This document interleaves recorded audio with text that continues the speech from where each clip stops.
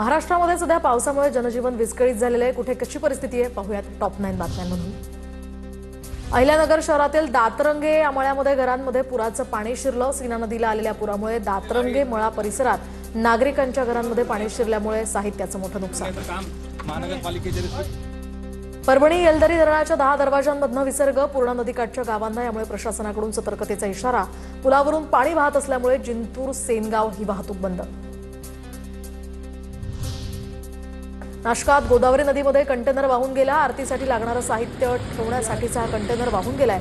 गोदावरी नदीला पूर आल्यामुळे रौद्र रूप नदीनं धारण केलं।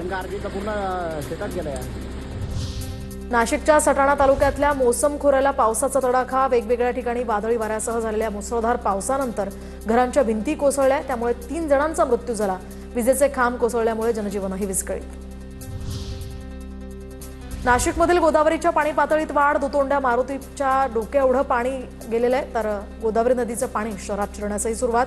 गंगापूर धरणातनं 9,848 क्युसेकनं विसर्ग। तर नाशिक सटाणा तालुक्यातल्या मोसम खोऱ्यालाही पावसाचा तडाखा। वेगवेगळ्या ठिकाणी वादळी वाऱ्यासह झालेल्या मुसळधार पावसानंतर घरांच्या भिंती कोसळल्यानं 3 जणांचा मृत्यू। विजेचे खांब कोसळल्यामुळे जनजीवनही विस्कळीत। छत्रपती संभाजीनगरच्या पैठण शहरात जायकवाडी धरणाचं पाणी शिरलंय, त्यामुळे नागरिकांना सतर्क राहण्याचं आवाहन।